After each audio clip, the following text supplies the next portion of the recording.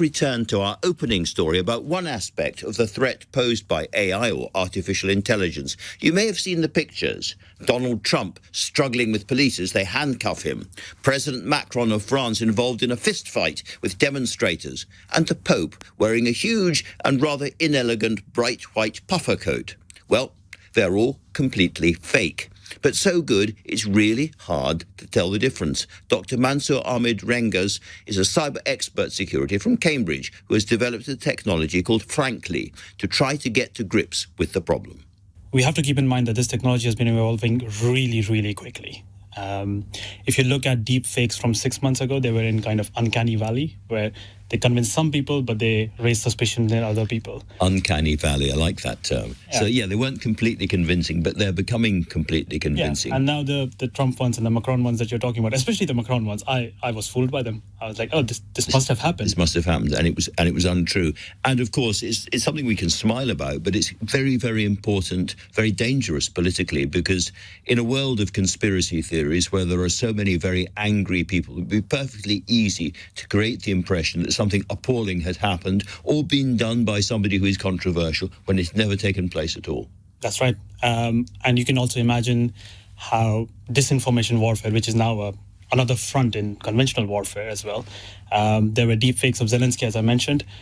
Imagine those same deepfakes, but with today's technology that are completely realistic looking, being spread to frontline soldiers. And this leads us to think, well, what do we actually know for sure? Is there anything we can tell for sure? If we see images of a massacre taking place on the front line between Russia and Ukraine, or people being tortured there, and, the West starts to react in a very angry way, and the whole thing is a fake. This is, as we said, this is really, really serious. So the big problem, I guess, is what you can do about it, because this is AI, I think, being used to create these images, these very, very convincing images. They flood the internet. There's lots and lots of social media platforms. So, simple terms, what can be done?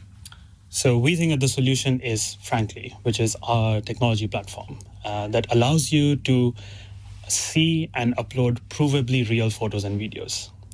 We ensure that every photo and video that is uploaded to our platform was taken by a real device, by a real human being at a particular time and place. And we can be 100% confident about that. So if I go out of this studio and I take an image of my editor, Matt Harris, thumping one of the other members of my staff, and I upload that, and it's a fake image. That's right. How will people be able to tell? How do you know that it's a fake? Because you wouldn't have used our tool to create that. Our tool ensures that you cannot upload anything that did not come from that chain of provenance. So I'm going back over this because it's quite complicated. Yeah. Your tool ensures that if I take an image on my phone and then I manipulate it, you know that I've manipulated, or your machine knows that I've manipulated, I've photoshopped it, or I've used some AI system to alter it. That's obvious to your system. That's right. And if it's a true image, you can put some kind of watermark or kind of certificate of authenticity. Exactly. So from a user's perspective, what you would do is you would go to the app, you take your photo, and it's a genuine photo. It will get uploaded to our sort of tamper-proof database. And then if you want to share it to WhatsApp or Facebook or wherever, you can share it outside the app. We'll put a watermark on it, a QR code on it, so that people who are viewing that image can validate that this is actually a real photo. For real. And so, because you can't stop other people uploading any kind of image, any kind of fake image to any system. There'll be plenty of them. But the idea is that over time, our understanding will evolve to the point where we see some extraordinary image, and the first thing we do is we click on it.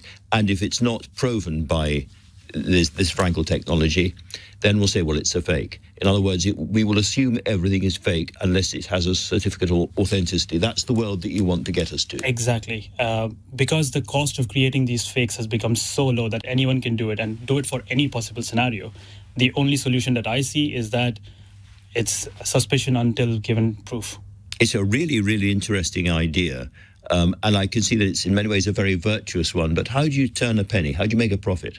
Right, so the Frankli app is free to use. Anyone can go and upload content there.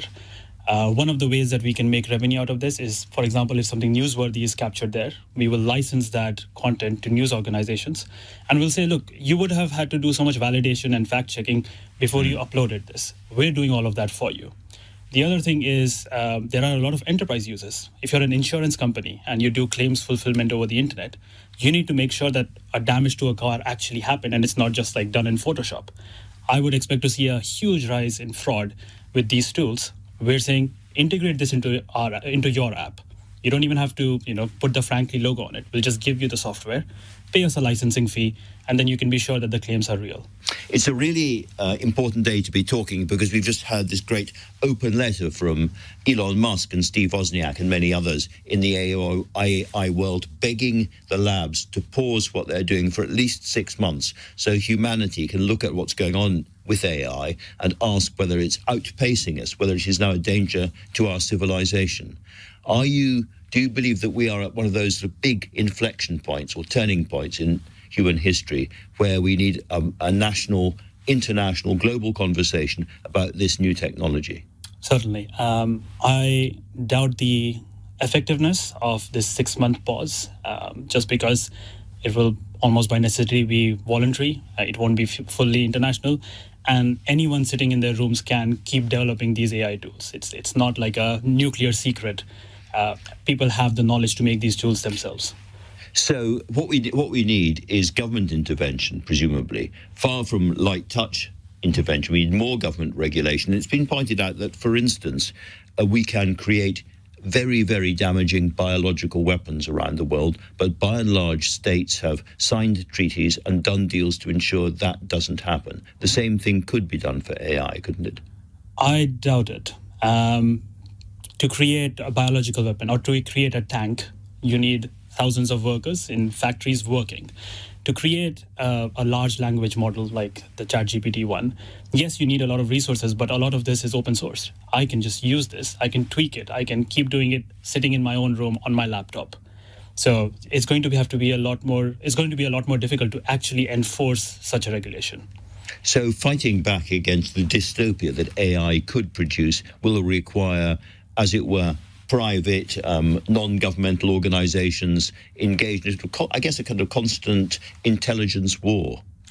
Or we go down the route of being suspicious until given proof, right? So the regulation, if it's to say, hey, you can't do research on AI, I doubt the effectiveness. But if the regulation says something like, hey, if you're a news organization, you need to prove that the content you're broadcasting is real, I can get behind that. I can be like, yes, this is actually one way that we can fight back against AI, and that's not an arms race. It's a proof versus something that's not proven. It's 6